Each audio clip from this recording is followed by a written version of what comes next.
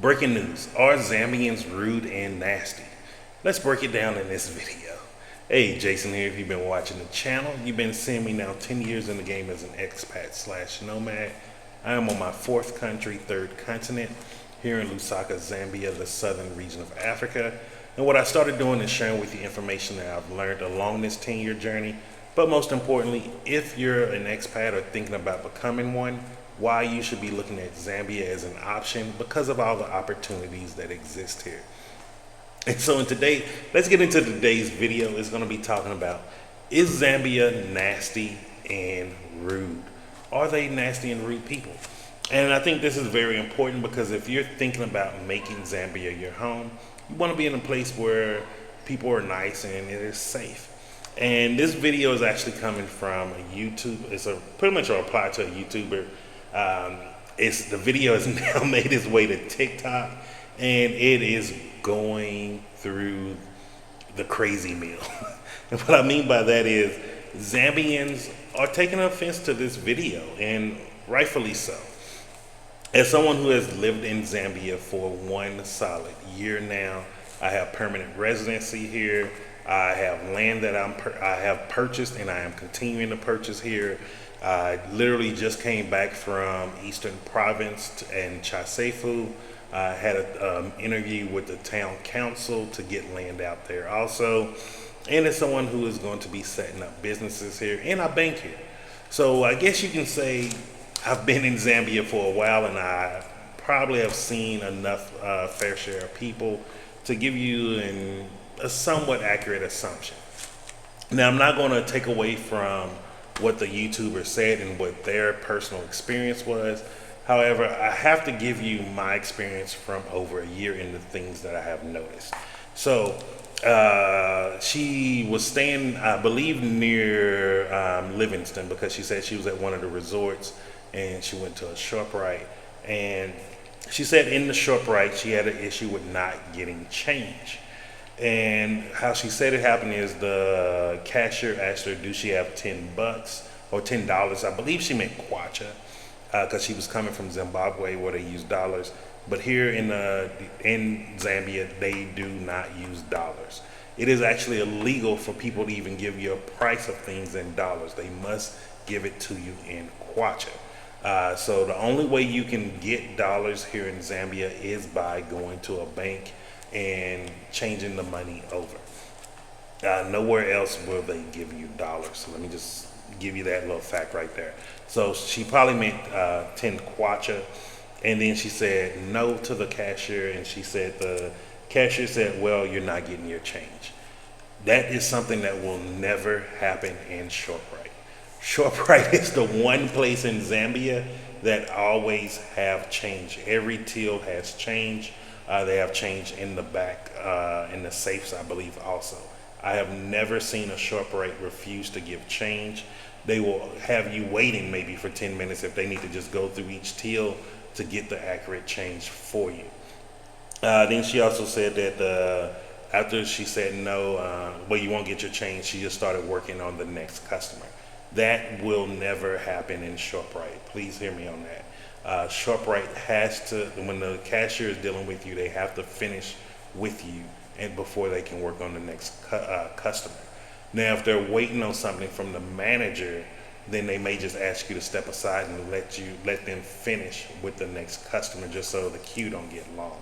And the queue is the line, by the way. So you're not going to have issues like this in ShopRite. And the reason why I'm doing this video is because when people have huge audiences and when they make blanket statements like this, especially about a country like Zambia, someone will probably find that channel before they find my channel of someone who's actually living here, someone who's residing here permanently. And so they're going to take that as face value as, oh, this is what the whole country is like. Like I said, sound like she's in Livingston, which is a tourist more area for the people who go to the falls and do the resorts and everything. So it's not a portrayal of the entire country of Zambia. And by the way, Zambia is a huge country. It took 11 hours driving to Chasefu, 11 hours on the dot. 8 hours from here was Chapata. Beautiful area. I got to go back there, man. Chapata looked amazing. It reminded me of living in living near El Valle in Panama. For anybody who knows about El Valle, it is a crater where a volcano blew its entire summit, and then it became a lush, fertile valley. Even living in Medellin reminds me of it. Beautiful valley. The weather was nice. The rain coming in. Everything felt really amazing there. So I have to go there. And I stayed at a beautiful lodge, the Crossroads Lodge.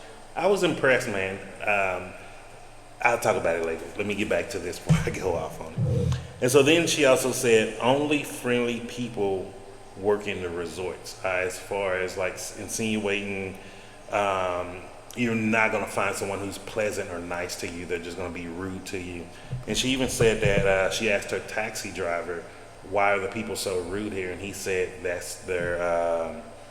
is their, let me see the exact words, that is their culture. That is so far from the truth. The culture of Zambians is nothing rude or nasty. Zambians are over pleasant. And honestly, when most average Zambians find out that you are a foreigner, they're trying to make sure that you like the place. They're going to be a little bit more pleasant than normal. They're going to want to talk to you. They're going to, just see like, hey, what made you come here? I have not ran across a rude or unpleasant Zambian, just like out in my normal everyday adventures. You may find someone that's having a tired day because, they work a lot here. People work a lot here. People are surviving. People are doing what they have to do. The economy here is not the best for the people who are earning kwacha. It's a different situation coming here earning dollars. And so please be aware of that. So sometimes people are tired. Sometimes people have just been fed up with their boss and they can't smack their boss, and so they can't be the most pleasant. But guess what? That happens in the United States and every other place also.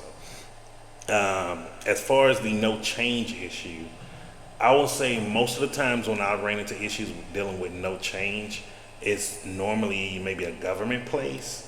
It's just because they don't have that much cash on hand. Like just coming from the post office today, I just told them to keep the extra 10 kwacha because I know they couldn't find change, and also the country is starting to change its currency over. So it's pulling a lot of the currency out of circulation for the new currency to get here at the end of the month. So you have to take those things into consideration. They're not going to be able to say, oh man, there's tourists coming, keep all the money in circulation. The country has to do what they have to do. The biggest place that I've seen no change is Debonairs and Twin Palm Malls. They just never have change, and I don't think that's anything bad about the employees. That's bad business management, meaning whoever manages that facility or is the person who has the franchisee owner, they're not doing their job of equipping that store with what they need to be able to function on a daily basis. So that still has nothing to do with the employees.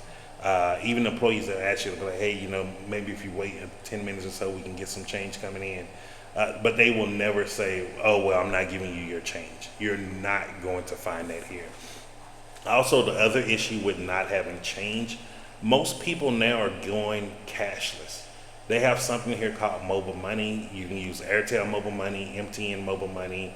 I believe there's Zamtel mobile money. There's a Zanaco Express, F&B wallet. So they have all of these other things in place to where they do not need to use cash on a day-to-day transaction. So you need to be aware of that also. Like you might need to just understand and learn how to use your mobile money. If the young lady would have learned mobile money, she wouldn't have had issues. And also, Zambia is a safe banking country. You can just swipe your card. 99% of my transactions, I swipe my card, even if I have cash on hand. The reason why I don't use cash on hand is because I know not a lot of people have change, man. It just is what it is on that. Like, we can act like the U.S. is just a perfect system, but there's been places in the U.S. or in Canada, Mexico, any other country you go to where they don't always have change. So let's not make it because we're a tourist or you're a tourist and you're visiting a new country, everything has to be perfect and roll out the red carpets for you. And then let me see, what else did she say? Zambians are mean, the people are just nasty. People are only nice to you in the results. People don't smile. Let me just say this. If you're an American or anyone coming to Zambia and you're a black person, Zambians are not going to come kiss your butt and be like, oh, the Americans here. That's not their culture.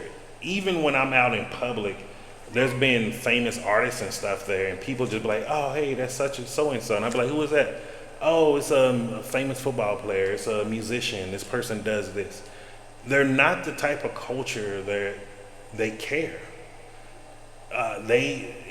People understand, like, hey, this person did what they had to do to reach their level of fame, but they're not sitting here asking for autographs. You're not going to find those things. That's the culture here.